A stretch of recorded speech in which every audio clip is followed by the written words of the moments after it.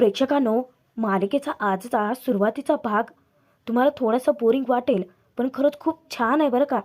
घरातल्या सर्वांनीच अगदी डोळे टिपेपर्यंत यशची वाट पाहिली आणि आपल्या सर्व प्रेक्षकांसाठी आनंदाची बातमी आहे की यश परत आलाय. पण एका वेगळ्या रूपाने, एका वेगळ्या स्टाईलमध्ये आणि एका वेगळ्या नावाने. तुम्हाला त्याचं ते वेगळं रूप पाहायला, हा एक वेगळा ट्विस्ट पाहायला खरंच खूप मजा येणार आहे. बघूयात मग आता या यशसोबत कावेरीची भेट नक्की होते तरी कशी. त्यासाठी आजचा भाग शेवटपर्यंत नक्की बघा. कावेरी मासला जेवणासाठी आग्रह धरते, पण मा काही जेवायला तयारच नसतात. यशच्या काळजीने ते इतके अस्वस्थ असतात आणि कावेरी सत्यही सांगत नाही. पण मांना शेवटी ती जबरदस्ती घास भरून जेवायला भाग पाडतेच. त्यावर मा हसत म्हणतात की खरंच तू जसं आता मला घास भरवतेस ना, तसं मला यशच्या मागे मागे फिरावं लागायचं. खूप हट्टी होता तो. पण जसा मोठा होत गेला ना माझा यश, तसा खूप शहाणा आणि समजूतदार होत गेला. माझ्या तिन्ही मुलांमध्ये जर समजूतदार कोण असेल ना, तर तो आहे माझा यश. पण बघतेस ना, गेल्यापासून साधा फोनही नाही केलाय पठ्ठ्यानं. फक्त मेसेजेसवर बोलतो तो. तेव्हा कावेरीला उम्हाळा येतो. कसेबसे स्वतःचे अश्रू रोखण्याचा ती प्रयत्न करते. मा इतक्या रागावलेल्या असतात की सगळं कसं फक्त मेसेजेसवर चाललेलं आहे. आता ते मेसेजेस तर गुपचूप कावेरी पाठवत असते यशच्या फोनवरून. कावेरी मांना समजावते की मा, अहो कामात असतील ते. त्यावर मा रागातच म्हणतात की आपल्या काळजीने आपल्या माला काही झालं म्हणजे. कावेरीच्या काळजाचा ठोका चुकतो. ती पटकन मांच्या तोंडावरती हात दाबते. कावेरी रडतच समजावते की प्लीज असं नका ना बोलू. यश इथे असते तर त्यांना किती वाईट वाटलं असतं. तेव्हा मा पुन्हा रागातच बोलतात की काही सांगू नकोस मला त्याचं.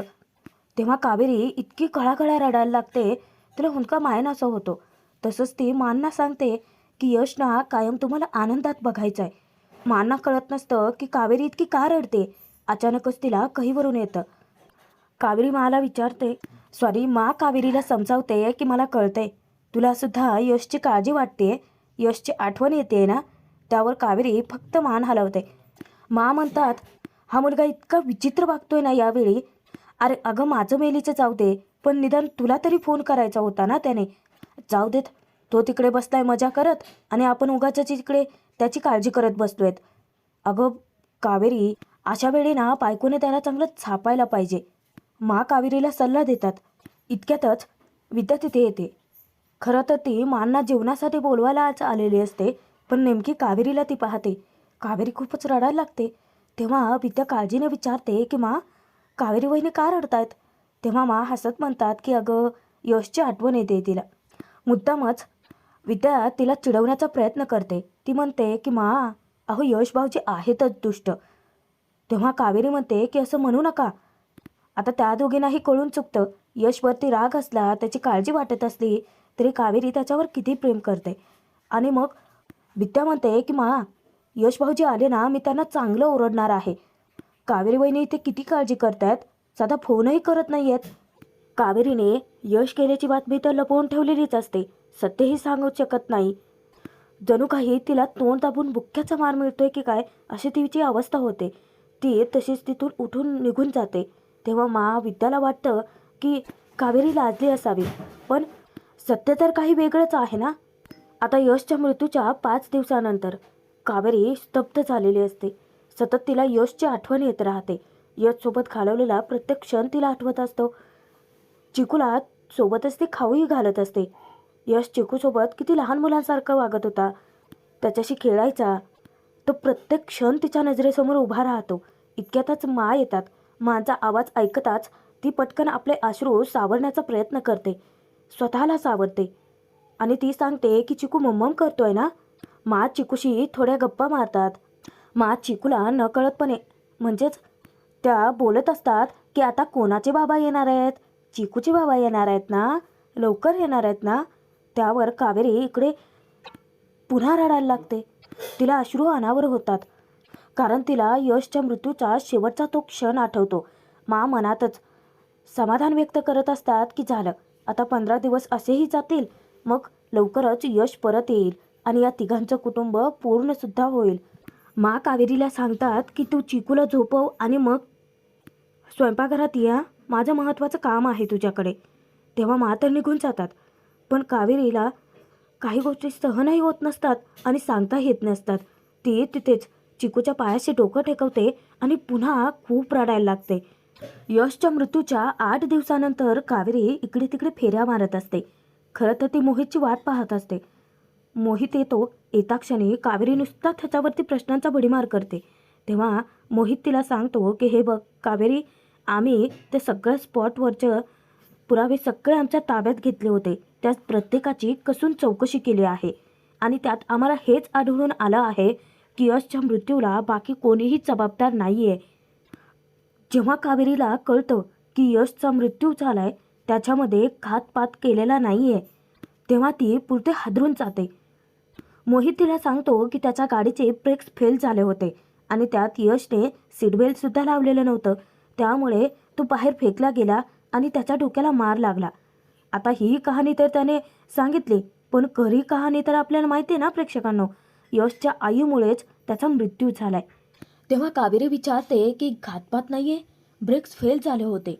त्यावर मोहित संशयाने विचारतो की म्हणजे कावेरी, तुला असं वाटतंय का की ब्रेक्स कोणीतरी फेल केले होते? अर्थात पोलिसांनी जरी यशच्या तिथे स्पॉटवरचे सगळे पुरावे चेक केले असले तरीसुद्धा धर्माधिकाऱ्यांच्या घराचं CCTV फुटेज चेक केलेलंच नाही आहे. कारण खरी सूत्रधार कोण आहे ते तिथेच कळू शकतं. मोहितने आता चौकशी तर सगळे अर्धवटच केले जणू, आणि वरून तो कावेरीला सहानुभूती देतोय. हे बघ कावेरी, मला कळतंय हे सगळं सांभाळणं सावरणं तुला किती जड जातंय, पण प्लीज सावर स्वतःला. सल्ला देणं सोपं असतं, पण कावेरीला माहिती आहे ना ती काय भोगते. आता यशच्या मृत्यूच्या 10 दिवसानंतर काकू मानशी बोलत असते. खरं तर तिच्या निशाबद्दलच्या इतक्या साऱ्या तक्रारी असतात, त्या तक्रारीच मांडत असते. हॉस्टेलवरती मी फोन केला मुलीला, पण या विषयावरती बोलायलाच काही तयार नाही आहे. तेव्हा मा विचारतात की बरं मी बोलून बघू का तिच्याशी? तेव्हा काकू सांगते की काही उपयोग होणार नाही आहे, कारण या विषयावर मला काही बोलायचंच नाही आहे असं स्पष्ट सांगितलं आहे तिने. मा विचारतात की पण तिच्यासाठीचं स्थळ कुठलं आहे? काकू सांगते की अहो विद्याच्या भावाचं स्थळ चालून आलं आहे. मा म्हणतात की अरे वा. त्या दोघींचं बोलणं चालू असतानाच नेमकी कावेरी येते. काकू सांगतात आता ती माणसं ओळखीची आहेत ना आपल्या, पण ही निशा ऐकायला तयारच नाही आहे ना. त्यावर मा आता कावेरीलाच सांगते की यशला बोलू देत. कावेरी, अगं तुझ्या नवऱ्याला सांग बाई निशाली बोलायला, तिची समजूत काढायला. आता काकू इतकी खुश होते, ती म्हणते की हो हो, हे तर माझ्या लक्षातच नाही आलं. यश ना खूप छान समजावेल तिला. कावेरी तू सांग हा यशला बोलायला. हे सगळं ऐकताना कावेरीने आपलं मन इतकं घट्ट केलेलं असतं. कावेरीच्या मनात दुःखाचा उमाळा दाटून येतो. ती विचार करते की यश या जगातच नाही आहेत. आता ते निशाशी काय बोलणार आणि कसं?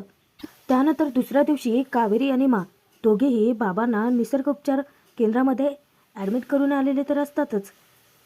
तेव्हा विद्या, घरातले सर्वजण तिथे येतात. विद्या मांना पाणी देते. कावेरी सांगते की आम्ही बाबांना तिथे घेऊन गेलो होतो, त्यांच्यावरती आता उपचार चालूही होतील.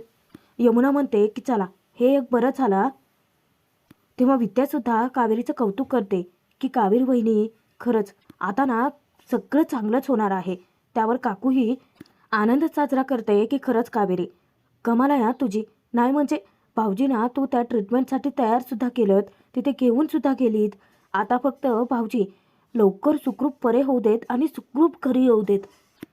पण आता कावेरीसाठी एक धक्कादायक बातमीच असते, कारण काकू म्हणते की खरंच यशची सर्व कर्तव्य कावेरी तू पूर्ण करतेस. म्हणजे बघ ना, भाऊजींची काळजी घेतेस, सोबतच वहिनी आणि चिकूला सुद्धा सांभाळतेस. तेव्हा यमुना तिला जाणीव करून देते सत्याची. यमुना म्हणते की तुला माहिती आहे का काकू, यशला बेसनचे लाडू आवडतात ना, म्हणून मा सकाळी बेसन भाजत होते.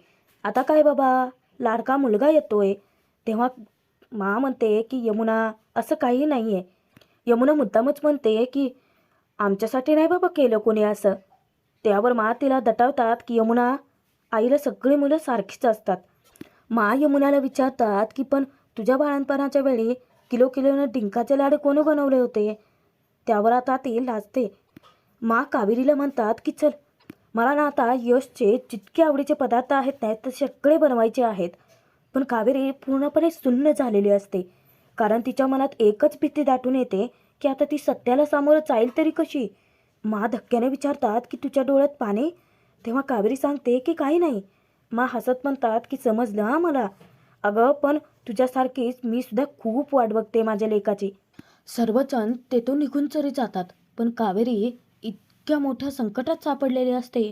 कारण तिच्या मनात पुन्हा पुन्हा सतत तेच विचार तिला सतावत असतात की सत्याला सामोरं जाईल कशी ती.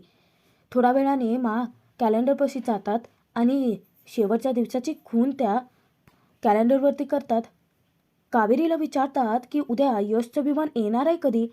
कावेरी अजूनही सुन्नच असते. पुन्हा त्या तिला भानावर आणतात. कावेरी, अगं यशचं विमान येणार आहे कधी. तुला माहीत नाही आहे. मला वाटलं की सगळं वेळापत्रक त्याचं तुला ठाऊक असेल. तेव्हा कावेरी सांगते की माहीत नाही, विचारून सांगते. मा ज्यावेळी कावेरीला विचारतात की आपण दोघी त्याला एअरपोर्टवरती आणायला जायचं का, तेव्हा ती धक्क्याने त्यांच्याकडेच पाहते. पुन्हा मा तिची थट्टा करतात की अरे बापरे, कळलं हो मला. नाही म्हणजे तुम्हा दोघांचं काही ठरलंय का. त्यावर आता कावेरी त्यांच्याशी पुन्हा खोटंच बोलते की हो, ते मी आणि ती चाचपडल्यासारखे होते. तेव्हा मा म्हणतात की तरीच म्हटलं. माचा उत्साह गगनाला भिडलेला असतो. कावेरीला त्या सांगतात की ठीक आहे, तुम्हा दोघांचे ठरले ना, आणि तसंही महिनाभरानंतर भेटणार आहात ना, तू जा आणायला. तोपर्यंत यशचे सगळे आवडीचे पदार्थ मी घरी बनवून ठेवे ना. माझा यश महिनाभराने परत येतोय. कावेरी एकटक त्यांच्याकडे पाहतच राहते. कसंबसं स्वतःला सावरण्याचा ते अतोनात प्रयत्न करते. कावेरीला त्या सांगतात की महिन्याभरात साधा फोनही नाही केलाय त्या पठ्ठ्याने. आलं ना मी चांगलं कान पिळते त्याचा. बरं चल. त्याच्यासाठी पटकन लाडू वळायला घेते आणि मा किचनकडे निघून जातात. कावेरी माकडे पाहत राहते. त्यानंतर तिचं लक्ष जातं कॅलेंडरकडे की मा गेल्या महिन्याभरात यशची किती वाट बघतायत. त्याच्या वाटेकडे त्या डोळे लावून आहेत. पण सत्य तर काही वेगळंच आहे ना. अखेर तो शेवटचा दिवस उजाडतोच. मा तुळशी मातेची पूजा करत असतात आणि यमुना कावेरीच्या नावाने कांगावा करतच बाहेर येते. सतत हाका मारत असते. आता काकू येते आणि तिला ओरडते की यमे, काय सतत कावेरी कावेरी लावलेस का, काय काम आहे एवढं तुझं. तेव्हा कावेरी येते.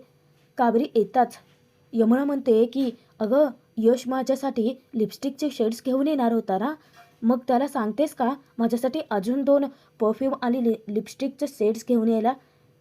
मा तिला म्हणतात की काय ते तिथल्या कौतुक वस्तूंचं. तेव्हा यमुना म्हणते की मा, अगं तिथं खूप छान मिळतं गं. कावेरी तू सांग ना प्लीज.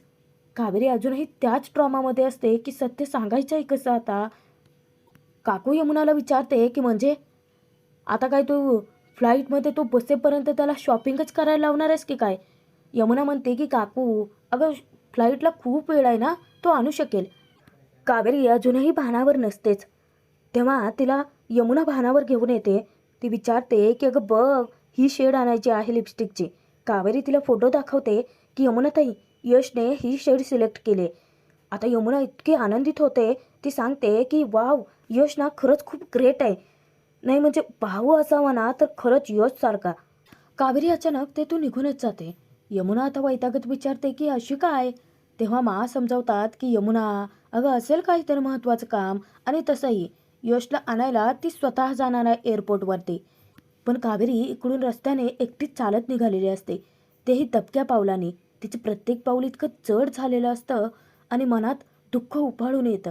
घरातले सर्वजण किती उत्साही आनंदित आहेत यश येणार म्हणून.